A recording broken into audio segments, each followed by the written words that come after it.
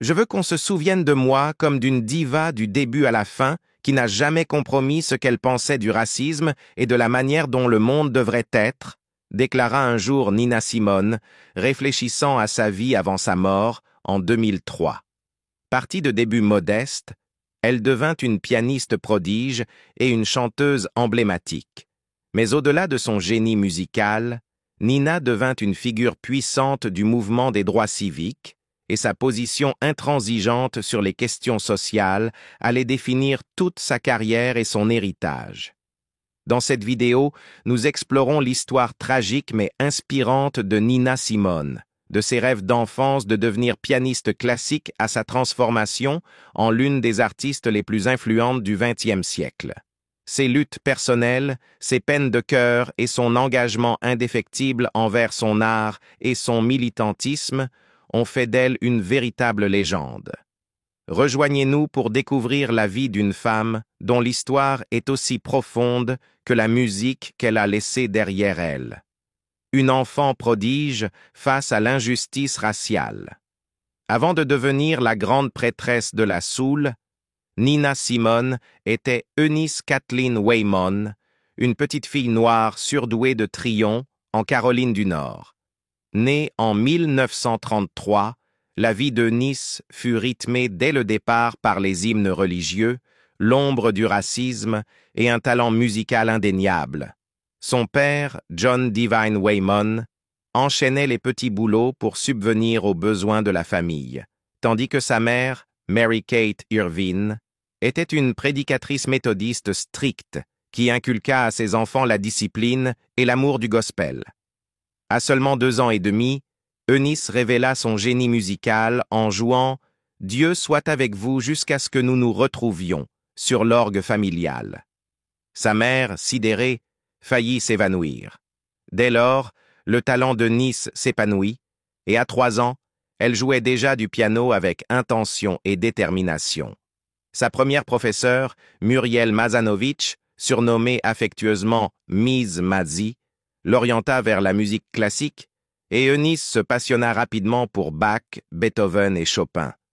Son talent dépassait largement les murs de la maison familiale. La ville entière reconnut son potentiel, et membres noirs et blancs de la communauté se mobilisèrent pour financer son éducation. Grâce à un fonds local, elle reçut une formation classique.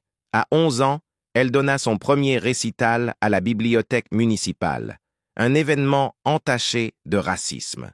Quand un ouvreur demanda à ses parents de céder leur place à une famille blanche, Eunice refusa catégoriquement. Elle exigea que ses parents restent assis au premier rang. Le public céda et elle joua. Mais cet instant marqua un tournant. Eunice ressentit une conscience aiguë de son identité noire et de l'injustice raciale, un sentiment qui nourrirait son activisme plus tard. En grandissant, la pression de réussir s'intensifia. La vie d'Eunice suivait un parcours tracé. Leçons privées, école prestigieuse, un avenir dicté par d'autres. Elle fut major de sa promotion au lycée Allen à Asheville, puis étudia à la Juilliard School de New York.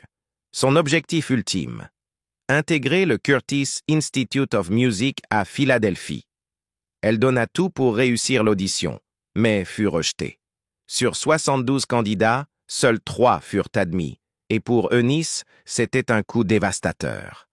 Elle était convaincue que son échec était dû à sa couleur de peau. « Je voulais être la première pianiste classique noire d'Amérique », déclara-t-elle plus tard.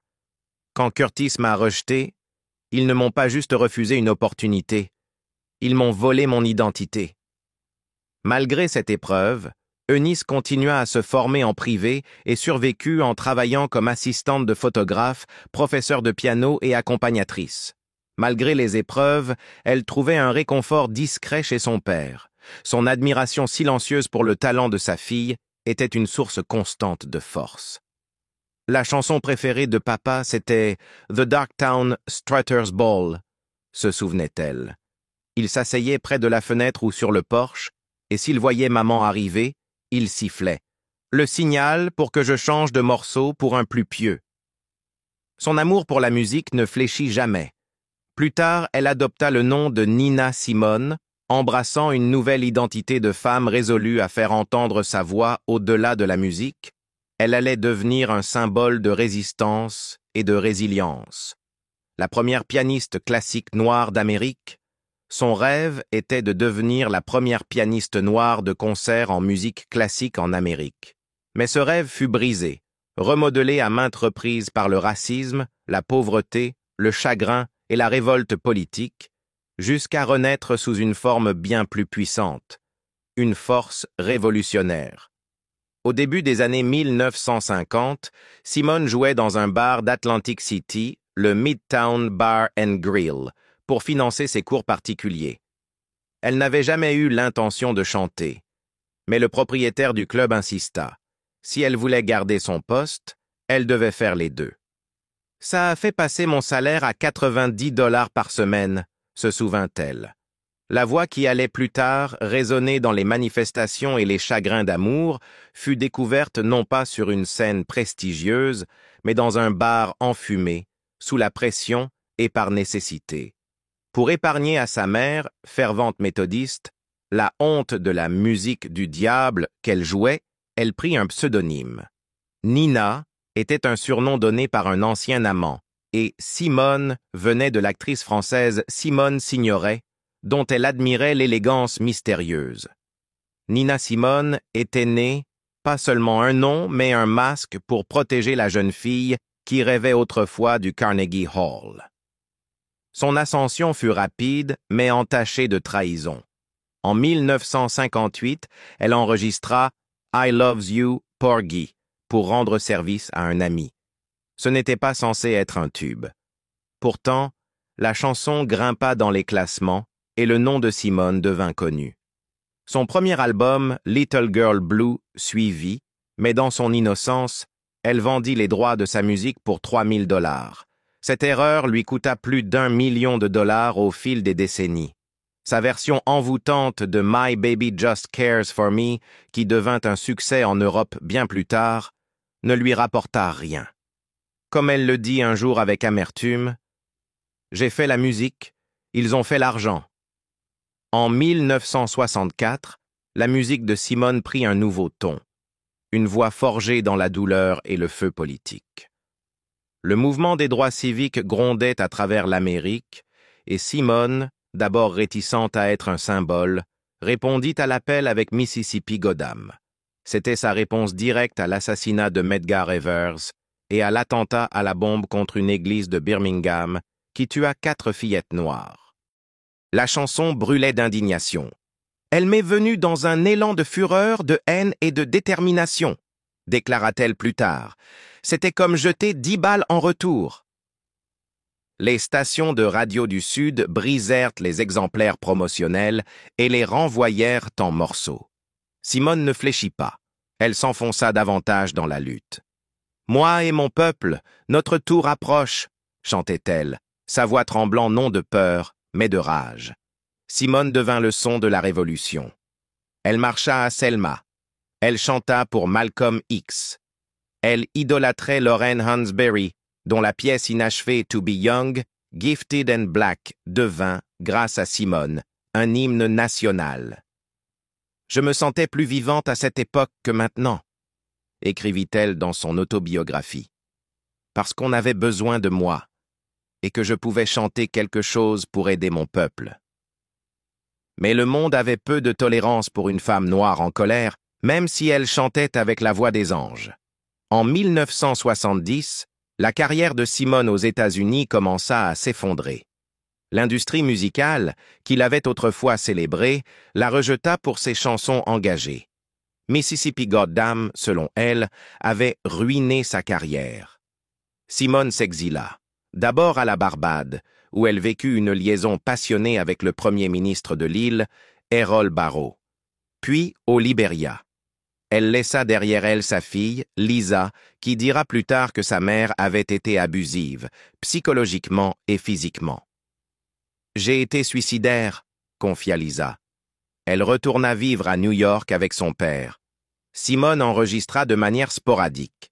En 1974, elle sortit « It is Finished », puis disparut de nouveau.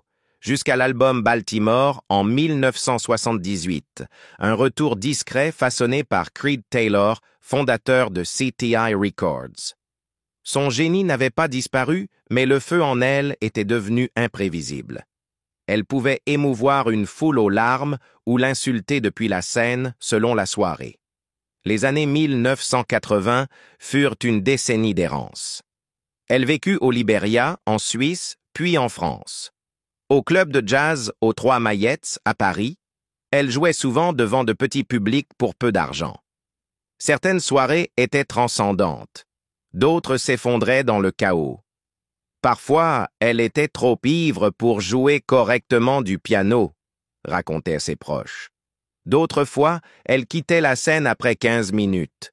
Ce n'est qu'en Europe qu'elle connut un étrange succès tardif. En 1987, My Baby Just Cares for Me fut utilisée dans une publicité pour le parfum Chanel No. 05. La chanson, enregistrée 29 ans plus tôt, devint un succès surprise. Simone goûta enfin à un moment de joie. Mais il fut bref. En 1988, elle s'installa à Nijmegen, aux Pays-Bas. Un médecin, ami d'un proche, diagnostiqua chez elle un trouble bipolaire. Grâce au traitement et à l'anonymat, elle trouva une paix fragile. Peu à peu, dirent ceux qui l'entouraient, sa vie commença à s'améliorer. Peu de gens la reconnaissaient en ville. Cela lui convenait parfaitement.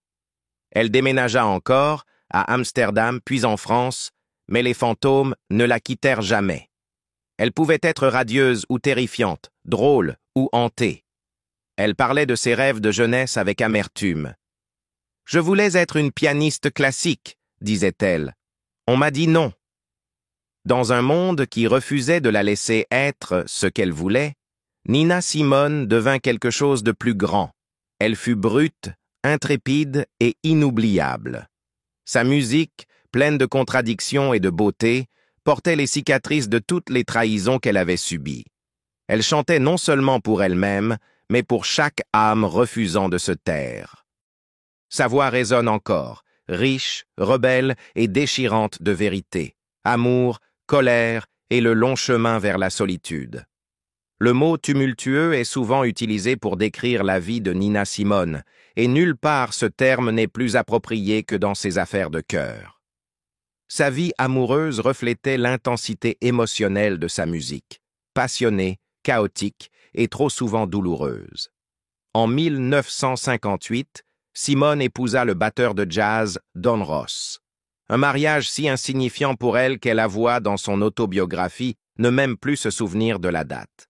« Une bonne indication de ce que je ressentais pour lui », écrivit-elle.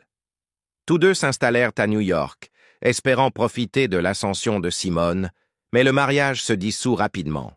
C'est en 1961 qu'elle entra dans la relation la plus marquante et la plus destructrice de sa vie. Andrew Stroud, un détective de la police de Harlem qui s'était d'abord présenté comme employé de banque, devint son deuxième mari. Il était à la fois charmant, contrôlant et, selon Simone, profondément violent. Au milieu des années 1960, Stroud était devenu non seulement son mari, mais aussi son manager, prenant le contrôle total de sa carrière et de ses finances. Simone, toujours complexe, le qualifia un jour de « meilleur manager que j'ai jamais eu » et le surnommait affectueusement « mon flic », le remerciant de l'avoir maintenu à flot dans les moments de crise émotionnelle. Mais la vérité, qui n'émergea qu'après leur divorce en 1970, était terrifiante. Stroud lui infligea des années de violence physique et psychologique. « Il me battait », confessa-t-elle plus tard, « et j'acceptais, parce que j'étais assez forte pour encaisser. » Son départ, en 1970, fut à la fois dramatique et libérateur. Laissant son alliance sur un oreiller, elle s'enfuit à la Barbade. Ce fut la fin d'une époque, tant sur le plan personnel que professionnel. Le mouvement des droits civiques s'étiolait et Simone ne sentait plus qu'elle avait une raison d'être en tant qu'artiste. Désabusée face aux États-Unis, elle refusa de payer ses impôts en protestation contre la guerre du Vietnam et le racisme systémique. Ses paroles dans Backlash Blues en disaient long. Vous augmentez mes impôts, vous gèlez mon salaire et vous envoyez mon fils au Vietnam. La Barbade offrit un refuge temporaire et une romance inattendue. Durant son séjour sur l'île, Simone entama une liaison avec Errol Barrow, le Premier ministre. Barrow était une figure majeure de la politique caribéenne, militant des droits civiques qui mena la Barbade à l'indépendance et réforma l'éducation et la santé. Leur relation était à la fois passionnée et idéologiquement engagée. Sa fille Lisa se souvenait de lui avec tendresse comme du compagnon préféré de sa mère. Mais le tumulte intérieur de Simone ne la quitta jamais. Après un temps à la Barbade, elle s'installa au Libéria, où Lisa la rejoignit. Les retrouvailles furent tout sauf paisibles. Dans une interview des années plus tard, Lisa déclara « Elle est passée de mon réconfort à mon cauchemar. Ma mère était en colère contre le monde entier, et souvent, la seule personne autour d'elle pour en subir les conséquences, c'était moi. » À 14 ans, Lisa repartit vivre à New York chez son père. Leur relation resta brisée pendant des décennies, à tel point que Simone finit par exclure sa fille de son testament. Dans les dernières années de sa vie, Simone se retrouva loin des scènes et des manifestations qu'il avait autrefois définies. Elle s'installa dans le sud de la France et se fit connaître pour ses interviews cinglantes et imprévisibles. À 63 ans, elle confia au magazine Detail avoir vécu une récente histoire d'amour. « J'ai eu une liaison intense avec un jeune Tunisien l'année dernière, mais je ne pense pas vouloir me relancer tout de suite parce qu'il m'a ouverte comme un volcan et ça a failli me détruire. » Cette romance ne dura pas. Son amant ne put rester en France à cause de problèmes de visa, mais son impact émotionnel fut durable. « Ça a duré assez longtemps pour que je ne l'oublie jamais, ça je peux vous le dire », confia-t-elle plus tard à la BBC dans Hard Talk. À ce moment-là, Simone était devenue une légende, à la fois admirée et redoutée. Sa voix, brute, déchirante, rebelle, avait porté les fardeaux de son peuple autant que les blessures de sa propre âme. Sa vie personnelle, marquée par les abus, l'exil et la rupture, reflétait une femme constamment en guerre, contre la société, contre l'amour et parfois contre elle-même. Un dernier chapitre de solitude. Dans ces dernières années, Nina Simone vivait loin du pays qu'elle avait autrefois appelé chez elle. Ayant quitté les États-Unis au début des années 1970, elle n'y retourna jamais, pas même à la fin de sa vie. C'est dans le sud de la France, près d'Aix-en-Provence, qu'elle trouva enfin un semblant de paix en 1993, sous le soleil méditerranéen qui baignait doucement la vie d'une femme ayant vécu avec le feu dans les veines. Simone avait été beaucoup de choses, chanteuse, militante, paria, icône, mais plus que tout, elle était une survivante. Ses combats furent aussi bien extérieurs contre le racisme et la guerre qu'intérieurs. Pendant des décennies, Simone vécut sans le savoir avec un trouble bipolaire et peut-être un stress post-traumatique, subissant des sautes d'humeur incontrôlables, une colère intense et des abîmes de désespoir. Elle a vécu pendant des années avec ces troubles, sans traitement ni médicaments, nota le journaliste David Brun-Lambert, qui révéla après sa mort ce que tant de gens avaient mal compris. Ses éclats et son instabilité émotionnelle, autrefois perçus comme les caprices d'une diva, étaient en réalité les symptômes d'une douleur profonde et tue. Au début des années 1980, Simone toucha le fond. Elle était presque sans le sou, vivant dans un minuscule appartement à Paris. Elle se tenait devant des clubs du quartier latin, invitant les passants à venir l'écouter chanter, se souvenait l'écrivain Alan Light. La femme qui avait un jour électrisé le Carnegie Hall chantait désormais dans des cafés pour quelques pièces, bien loin de la grandeur que son talent méritait. Et pourtant, Nina Simone n'abandonna jamais. Avec le temps, elle commença un traitement pour sa maladie mentale. Les médicaments stabilisèrent son humeur et peu à peu, sa carrière renaquit. Elle revint sur des scènes plus importantes et une nouvelle génération redécouvrit sa musique. Son répertoire fut enfin réévalué et reconnu à sa juste valeur, écrivit Light. Mais les années précédentes avaient laissé des traces. Son rythme de tournée effréné dans les années 1960, sous le contrôle de son mari violent Andy Stroud, avait été destructeur. Elle avait eu recours aux médicaments pour tenir le coup, puis à l'alcool. Bien qu'elle niât avoir été alcoolique, sa dépendance était indéniable. Malgré tout, Simone trouvait un sens à sa souffrance. Je sais qu'elle avait le sentiment d'être seule et qu'elle continuait à se battre pendant que les autres célébraient leur diplôme, déclara plus tard sa fille Lisa. Elle n'a jamais cessé de dénoncer l'injustice. Je pense que la colère de maman, c'est ce qui la faisait tenir. C'est devenu une part d'elle. En 1993, Simone sortit ce qui serait son dernier album, A Single Woman. À la même époque, elle vécut une liaison passionnée avec un homme tunisien qui se termina brusquement. Sa famille ne voulait pas qu'il vienne en France, et la France ne voulait pas de lui parce qu'il était nord-africain, expliqua-t-elle. Même si cette romance prit fin, elle la marqua profondément. « Il m'a ouverte comme un volcan, et ça a failli me détruire, » dit-elle un jour. « Ça a duré assez longtemps pour que je ne l'oublie jamais. » À la fin des années 1990, Nina reçut un diagnostic de cancer du sein, une maladie qu'elle affronta en silence et avec courage. Même alors que sa santé déclinait, elle continua à se produire. Elle tourna encore jusqu'en 2001.